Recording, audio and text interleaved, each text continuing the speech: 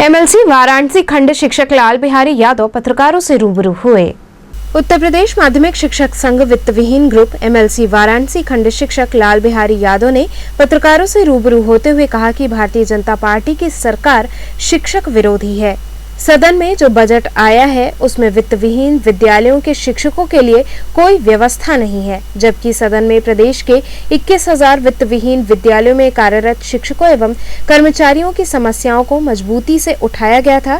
इसके बावजूद भी सरकार द्वारा शिक्षकों पर ध्यान नहीं दिया जा रहा है। शिक्षकों के सामने अपनी सरकार बनाने के अलावा और कोई रास्ता नहीं बचा है।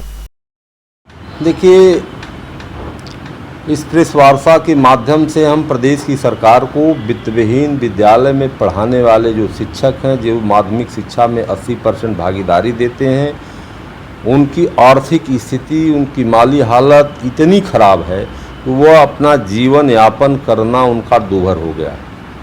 आज जिनकी स्थिति मनरेगा के मजदूरों से भी बदतर हो गई है, जो रोजी पाकर भी रोटी के लिए मोहताज हैं। आज पूरे प्रदेश में माध्यमिक शिक्षा का 80% जो भार जिनके कंधों पर है, विद्यालय न खुलने से प्रबंधक फीस नहीं पा रहा और न फीस मिल रही है और न तो उनको मानदेय दे रहा है।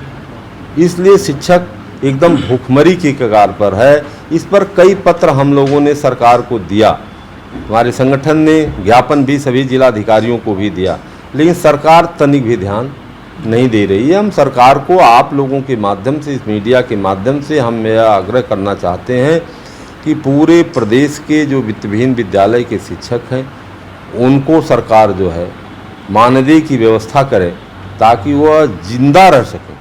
भारत के संविधान के आर्टिकल 21 के सब क्लास 1 की व्यवस्था उन पर लागू हो सके। जीने का उनको अधिकार है संविधान के तहत, तो जिंदा कैसे रहेंगे? जब खेती करने जा रहे हैं तो उनका लाभकारी मूल्य खेती का नहीं मिल पा रहा, दूसरी तरफ विद्यालय में पढ़ाने जा रहे हैं तो मानदेय भी नहीं पा रहे हैं। दोनों तरफ से मारे जा रहे हैं, उनका जीवन यापन करना बहुत मुश्किल हो गया है। जो छात्र पास कर दिए जा रहे हैं उन पे क्या करना चाहिए? जो छात्र पास कर दिए जा रहे हैं उसके विषय में हमारा स्पष्ट मानना है, यह प्रदेश की सरकार यूपी बोर्ड को साक्षर बनाने की एजेंसी बना ली है कि बच्चों को साक्षर बना दिया जाए, जिससे माध्यमिक शिक्षा का स्तर गिर रहा है। 2 वर्षों से तो ये अपग्रेड करते जा रहे हैं और 3 साल पहले इन्होंने क्या काम किया कि 20 नंबर गैस मार्क दे करके 4 विषयों में भी फेल बच्चों को पास कर दिया। तो जब 4 विषयों में फेल बच्चा पास होकर अगली कक्षा में चला जाएगा, अपग्रेड 2-2 साल 3-3 साल बच्चे कर दिए जाएंगे, तो उनका जीवन तो अपने आप बर्बाद हो गया। मेरा ये मानना है कि इस सेक्शन को 0 कर देना चाहिए। अगर ये महामारी है और महामारी में पढ़ाई लिखाई नहीं हो रही, विद्यालय नहीं खुल रहे हैं, तो अगर सेक्शन 0 कर दिया जाता, 1 साल 2 साल अगर 0 हो जाता, तो उस बच्चे का 2 साल का बर्बादी होती, 2 साल उसके जीवन का 2 साल का समय बर्बाद होता। लेकिन अपग्रेड करके पूरे जीवन को बर्बाद कर दिया जा रहा है। इसलिए मेरा मानना है कि यह उत्तर प्रदेश की सरकार जो है साक्षर बनाने का काम केवल कर रही है, कंपटीशन के लिए बच्चों को तैयार नहीं होने दे रही है।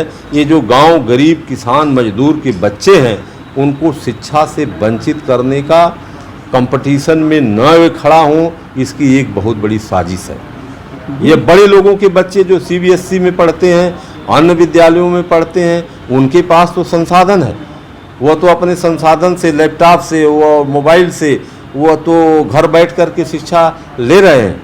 लेकिन जिनके पास बड़ी मोबाइल नहीं है, जिन गांव में जो है कनेक्शन नहीं है, वह कैसे ले पाएंगे? इस पर मेरा ये कहना है कि ये सेक्शन 0 कर देना चाहिए। और दूसरी चीज़ मैं आपसे कहना चाहता हूँ कि इस साल बोर्ड की परीक्षा इन लोगों ने कैंसिल कर दिया। बोर्ड की परीक्षा इन लोगों ने कैंसिल कर दिया।